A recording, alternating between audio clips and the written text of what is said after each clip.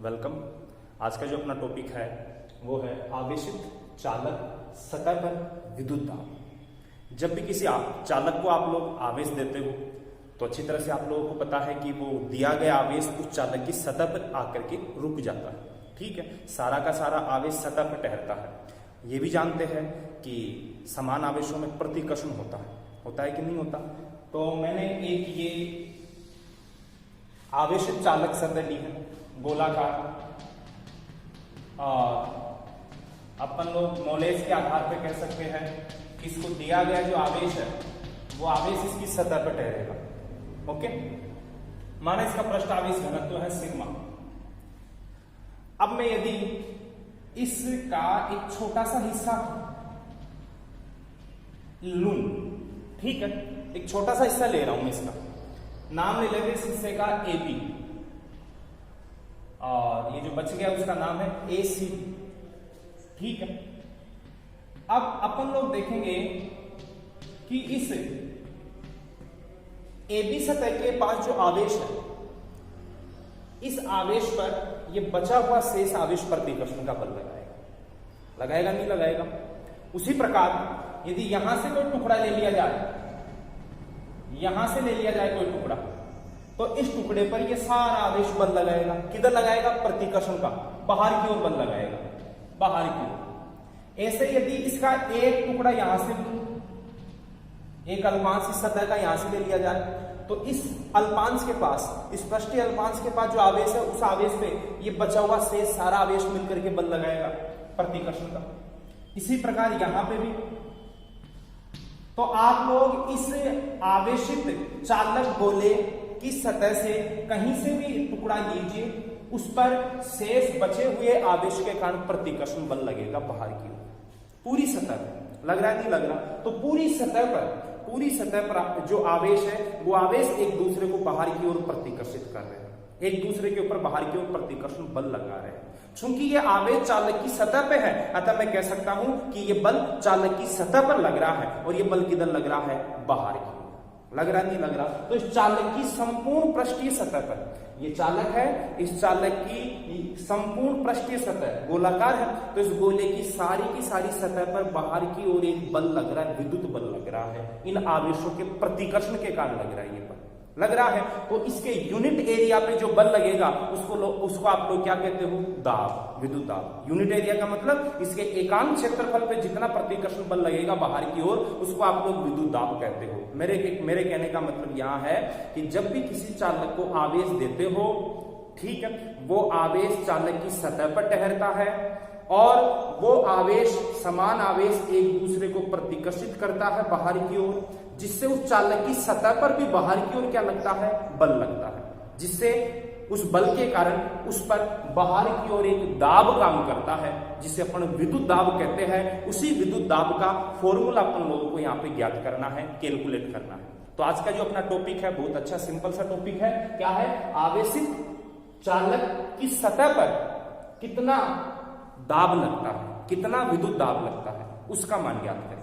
Okay, तो आपको पहले ये चीज समझ में आनी चाहिए कि क्यों लग रहा है दाब। तो दाब लग रहा है बल के कारण, बल लग रहा है आवेशों में प्रतिकर्षण के कारण, और आवेश चूंकि सतह पे है, अतः ये वो बल और वो दाब सतह पे काम कर रहा है। ओके, अब बेटा आप लोगों को ये समझना है कि दाब निकालने जा रहे हैं अपन लोग कि इस सतह पर ये चालक गोला है जो आवेशित है, और इस आवेशित गोले की सतह पर बाहर की ओर एक दाब काम कर रहा है, विद्युत दाब जिसे अपन लोग कह रहे हैं। उस दाब का मान अपने को कैलकुलेट करना है यहाँ पे। तो बेटा दाब निकालना है तो दाब का सूत्र होता है बल बटे में क्षेत्रफल।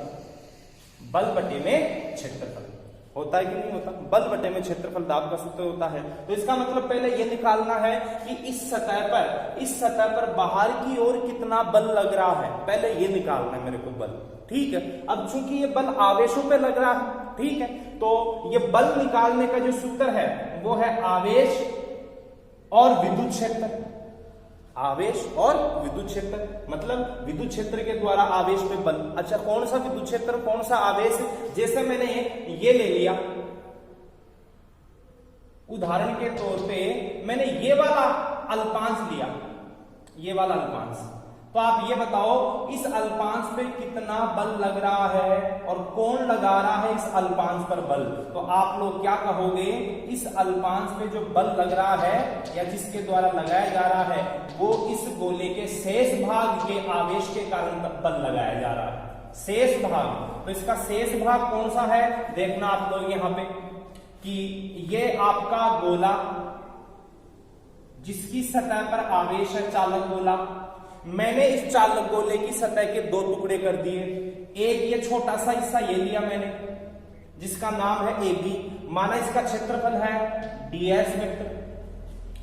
इसके आवेश पर इस शेष भाग के आवेश के द्वारा बल लगाया जाएगा, ठीक है। और इस शेष भाग का जो विद्युत क्षेत्र उत्पन्न होगा वो विद्युत क्षेत्र इस पे बल लगाएगा। तो अपन लोग यदि बल निकालना चाहते हैं तो ये देखना पड़ेगा कि शेष भाग के कारण कितना विद्युत क्षेत्र उत्पन्न हो रहा है, फिर वो विद्युत क्षेत्र इस छोटे से टुकड़े के पास जितना आवेश है उस आवेश पे क्या लगाएगा, बल।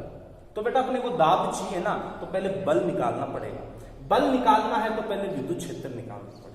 तो अपन स्टार्टिंग यहां से करेंगे, विद्युत क्षेत्र कितना है, और फिर उसके बाद में बल निकालेंगे, फिर उसके बाद में अपन लोग क्या निकालेंगे बेटा, दाब का मान ज्ञात करेंगे, ठीक है। तो सबसे पहले अपन लोग कैलकुलेट करेंगे इसके लिए विद्युत क्षेत्र, और मैं इस गोले को कितने भागों में बांटूंगा, यहाँ पे 2 भागों में अपन लोग इस गोले को बांटेंगे, और फिर इस एक भाग पे लगने वाला कितना होगा बल का मान, उस बल का मान निकालेंगे, फिर अपन लोग दाब ज्ञात कर लेंगे। ओके बेटा, तो अब चलो देखते हैं किस प्रकार से इसको समझना है। तो देखना, बल का इस दाब का मान ज्ञात करने के लिए मैं यहां पे इस गोले के अंदर और इस गोले की सतह के जस्ट बाहर, बिल्कुल जस्ट बाहर, ठीक है ना, 2 पॉइंट ले रहा हूं, पॉइंट P1 और पॉइंट P2। तो इसके जस्ट बाहर एक पॉइंट लिया मैंने P1 और एक पॉइंट लिया मैंने P2, 2 बिंदु ले लिए मैंने इस आवेशित चालक गोले की सतह के 2 टुकड़े कर दिए। टुकड़ा नंबर फर्स्ट AB जिसका क्षेत्रफल मैंने माना ds है इसका क्षेत्रफल, ठीक है। और बचा हुआ शेष भाग का नाम है ACB, ओके। और माना कि AB टुकड़े के आवेश के कारण जो विद्युत क्षेत्र उत्पन्न हो रहा है उसका मान है बेटा E1, और ACB टुकड़े के कारण जो विद्युत क्षेत्र उत्पन्न हो रहा है उसका मान है E2। तो मान लेते हैं अपन कि AB भाग के कारण E1 वेक्टर है और ACB भाग के कारण E2 वेक्टर है। ये चीज अपन लोगों ने यहां पे मानी कि माना इस आवेश, ये जो गोला है, इस गोले के अपन लोगों ने 2 टुकड़े कर लिए। पहला टुकड़ा है AB और दूसरा टुकड़ा है ACB, ठीक है। और दोनों टुकड़ों के पास आवेश है तो दोनों के कारण विद्युत क्षेत्र उत्पन्न होगा। तो माना AB टुकड़े का विद्युत क्षेत्र E1 वेक्टर है और बचे हुए ACB टुकड़े के कारण विद्युत क्षेत्र है E2 वेक्टर।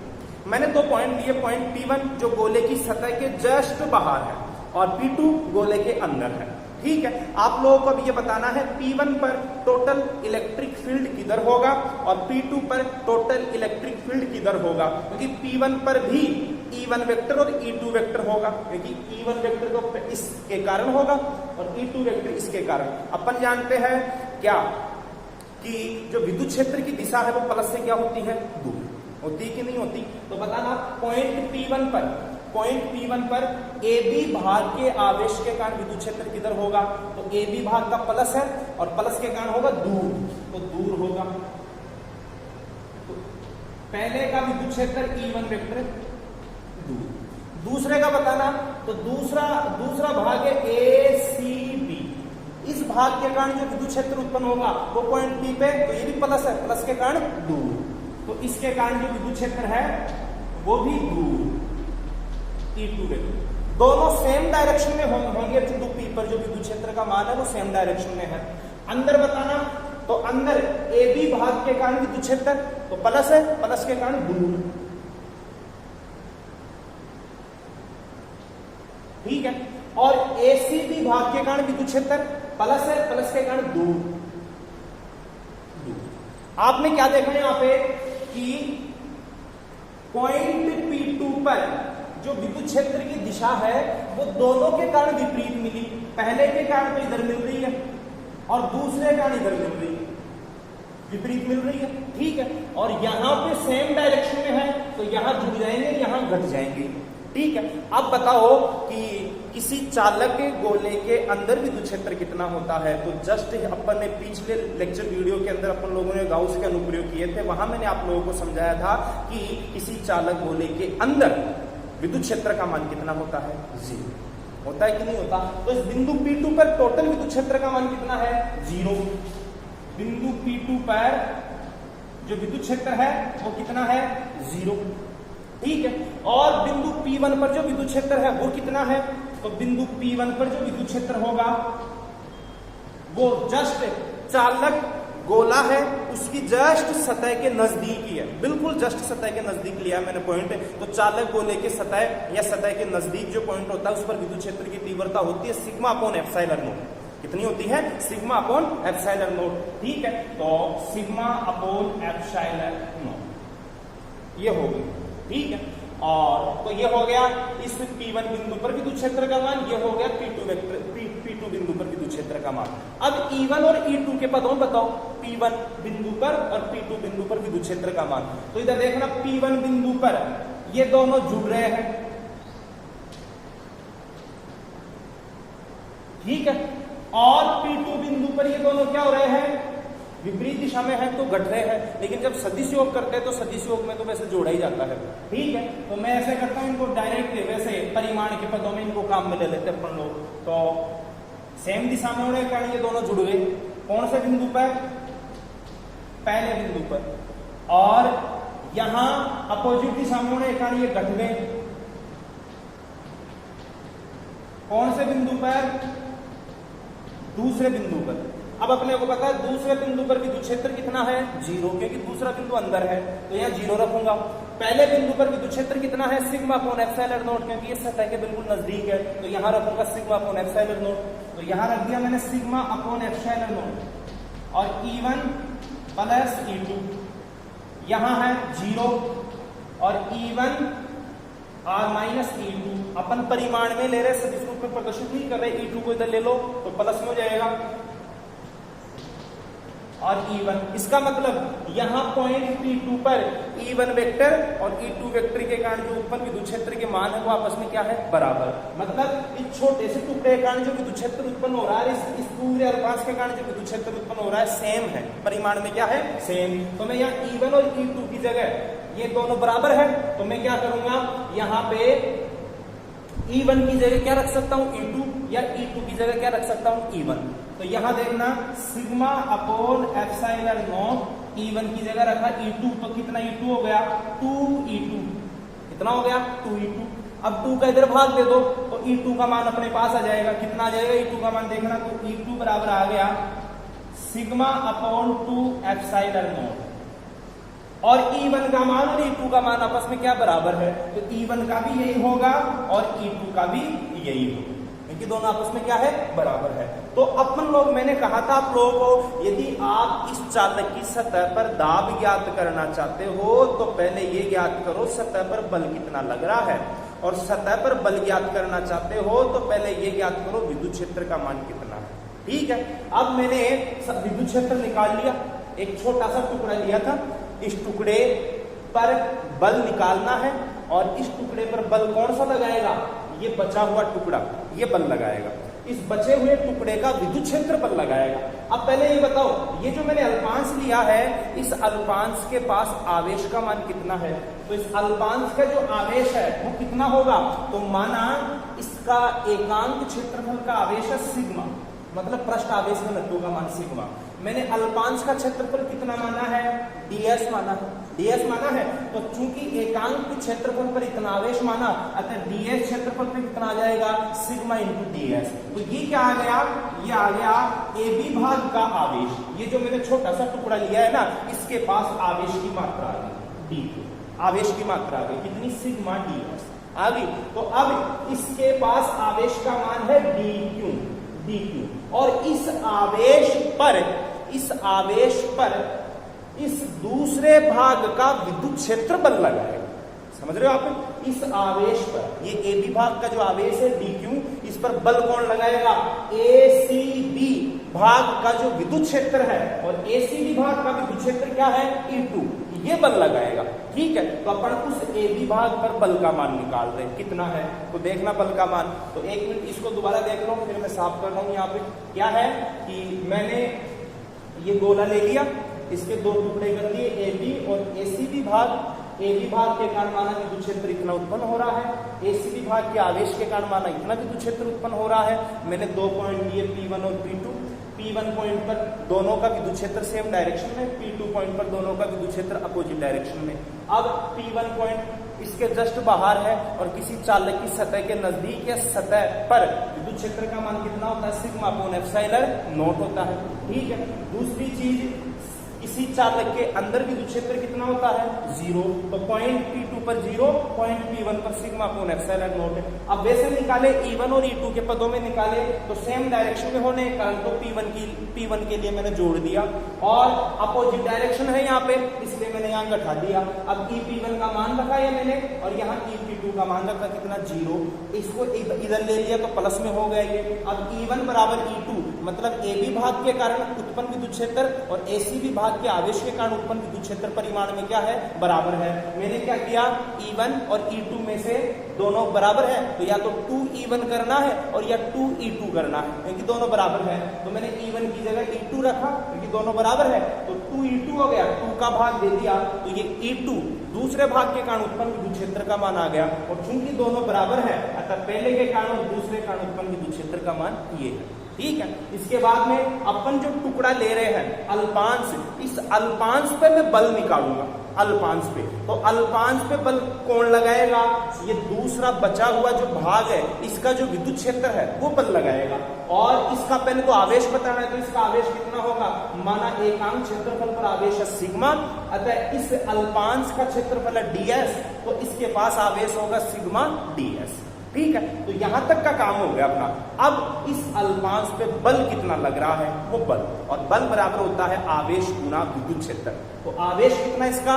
dq, और इस पर किसका विद्युत क्षेत्र बल लगाएगा? दूसरे भाग का विद्युत क्षेत्र E2 बल लगाएगा कि नहीं लगाएगा? तो अब अपन लोग इस पे बल बता रहे हैं, देखना। तो आगे की कैलकुलेशन समझना बेटा, यहाँ बिल्कुल ईजी है, कोई दिक्कत नहीं इसमें। तो भाग AB पर बल, तो चूंकि मैंने अल्पांश लिया, इसका थोड़ा सा हिस्सा लिया है, तो उसका आवेश भी थोड़ा सा है, उसके ऊपर लगने वाला बल भी थोड़ा सा। ठीक है, तो DF बराबर आवेश इंटू विद्युत क्षेत्र किसका होगा? दूसरे का। पहले टुकड़े पर बल दूसरे टुकड़े का विद्युत क्षेत्र लगाएगा, और दूसरे टुकड़े पर बल पहले टुकड़े का विद्युत क्षेत्र लगाएगा। यहां मैं मान रखता हूं E2 का और DQ का, तो DF बराबर DQ का मान बताना कितना है? आवेश का मान सिग्मा ds, तो सिग्मा और ds, और E2 का मान बताओ कितना है? तो सिग्मा अपॉन 2 एप्सिलॉन नॉट, तो सिग्मा अपॉन 2 एप्सिलॉन कितना हो गया? DF बराबर सिग्मा का स्क्वायर और 2 एप्सिलॉन नॉट और ds। ये आ गया इस चालक की सतह का एक छोटा सा टुकड़ा लिया था, उस टुकड़े पे लगने वाला बल। यदि आप पूरी सतह पे बल चाहते हो तो आपको समाकलन कर देना है। ठीक है, समाकलन करने के इस DF का समाकलन F हो जाएगा, ये बाहर आ जाएगा, और सतह का समाकलन कर लेंगे, और जिससे पूरी सतह का क्षेत्रफल रख देंगे। लेकिन आपसे पूरा बल नहीं पूछ रहा, टॉपिक में पूछा जा रहा आप लोगों से विद्युत दाब, और दाब का सूत्र आप जानते हो क्या? बल बटे में क्षेत्रफल, और परिभाषा क्या होती है? एकांक क्षेत्रफल पे लगने वाला बल दाब कहलाता है। तो बेटा दाब निकालने के लिए जरूरी नहीं है पूरा क्षेत्रफल निकालो, यदि छोटे से टुकड़े का क्षेत्रफल भी पता है ना, तब भी मैं एकांक मान निकाल सकता हूं। कैसे? इधर देखना, ये बल अपने को कितने क्षेत्रफल पे मिला? तो ये बल मिला मेरे को ds क्षेत्रफल पे। तो चूंकि का नियम बस सिंपल सा है, जानते हो अच्छी तरह से आप लोग क्या, कि चूंकि ds क्षेत्रफल पे लगने वाला बल कितना है? ds क्षेत्रफल पे कितना बल लग रहा है? df, अतः एकांक क्षेत्रफल पे कितना बल लगेगा? df upon ds। और अपन लोग अच्छी तरह से जानते हैं एकांक क्षेत्रफल पे लगने वाला बल ही क्या कहलाता है? दाब कहलाता नहीं कहलाता? तो अब यदि आप लोगों को दाब चाहिए तो ये जो बल आया ना, इसमें आप क्षेत्रफल का क्या दे दो, भाग, आपको क्या मिल जाएगा, दाब। तो इधर देखना मैं दे रहा हूं भाग, तो यहां भाग दोगे आप ds का, तो ds का भाग दोगे तो इधर का ds तो कट जाएगा, और क्या बचा अपने पास, df अपॉन ds बराबर sigma square upon 2 epsilon not, और यही दाब है, यही क्या है, दाब। एकांक क्षेत्रफल पे लगने वाला बल क्या कहलाता है, दाब। दाब का सूत्र होता है बल बटे में क्षेत्रफल होता है, ठीक है। तो ये कभी जरूरी नहीं है दाब निकालने के लिए कि पूरा बल और पूरा क्षेत्रफल चाहिए, थोड़ा सा मान है तब भी कर सकते हो। तो ये दाब आ गया, किसके पदों में आया ये दाब, सिग्मा के पदों में आया। आप चाहो तो इसको विद्युत क्षेत्र के पदों में बना सकते हो, ठीक है। कैसे जानते हो, E बराबर किसी चालक के लिए विद्युत क्षेत्र का मान होता है E बराबर sigma upon epsilon not. Epsilon not को इधर ले लो तो सिग्मा बराबर हो गया E एप्सिलॉन नॉट, हुआ कि नहीं हुआ। अब यहां सिग्मा का मान रखो तो दाब का फॉर्मूला क्या बन गया आप लोगों का, सिग्मा का स्क्वायर है, तो यहां एप्सिलॉन नॉट का स्क्वायर, E का स्क्वायर और बटे में 2 एप्सिलॉन नॉट। तो एक एप्सिलॉन नॉट से एक एप्सिलॉन नॉट कट गया, तो दाब का नया फॉर्मूला आप लोगों के लिए क्या बन गया यहाँ पे, तो दाब का नया फॉर्मूला बना P बराबर 1/2 एप्सिलॉन नॉट और E का स्क्वायर। तो ये भी विद्युत दाब है और ये भी आपका विद्युत दाब है। ये विद्युत दाब विद्युत क्षेत्र के पदों में हो गया, ये पृष्ठ आवेश घनत्व के पदों में हो गया, ठीक है। तो इस प्रकार से किसी भी चालक को आवेश देते हो तो वो आवेश केवल सतह पर ठहरता है, समान आवेशों में प्रतिकर्षण होता है, सारे आवेश एक दूसरे के ऊपर प्रतिकर्षण का बल लगाते हैं बाहर की ओर, जिससे उस चालक की सतह पर भी बाहर की ओर बल लगता है, जिससे उस चालक की सतह पर बाहर की ओर विद्युत दाब लगता है। उसी विद्युत दाब को कैलकुलेट करना है तो दाब निकालना है, बल निकालो, ठीक है। और बल अपन पूरे गोले पर एक साथ ना निकाल के छोटा सा टुकड़ा लेंगे, इसकी सतह का, गोले की सतह का छोटा सा टुकड़ा लेंगे, उस पर बल निकालूंगा। उस पर बल कैसे निकालूंगा, तो उसका आवेश और उस पर जो बल लगा रहा है वो विद्युत क्षेत्र निकालेंगे, ठीक है। इस प्रकार से ये नॉर्मल आप लोगों को डेरिवेशन करना है। आप लोगों से जैसे एक क्वेश्चन पूछा गया कि एक साबुन का बुलबुला है नॉर्मल, लेकिन जैसे उस साबुन के बुलबुले को यदि आवेशित किया जाता है तो बताओ क्या साबुन के बुलबुले के आकार पर कोई फर्क पड़ेगा, तो आंसर है हाँ पड़ेगा, श्योर पड़ेगा। क्यों, क्योंकि जैसे ही उस साबुन के बुलबुले को अपन आवेश देंगे, वो आवेश कहाँ है, सतह पे, समान आवेशों में प्रतिकर्षण होगा, बाहर की ओर एक दूसरे पे ऊपर बल लगाएंगे, जिससे उस सतह पर क्या लगेगा, बाहर की ओर दाब, जिससे उस सतह बाहर की ओर खींचेगी, जिससे उसकी रेडियस, उसका क्षेत्रफल बढ़ जाएगा, बढ़ेगा नहीं बढ़ेगा। तो इस प्रकार से सिंपल सा टॉपिक था, ठीक है। तो आज के लिए इतना ही बेटा, थैंक्स।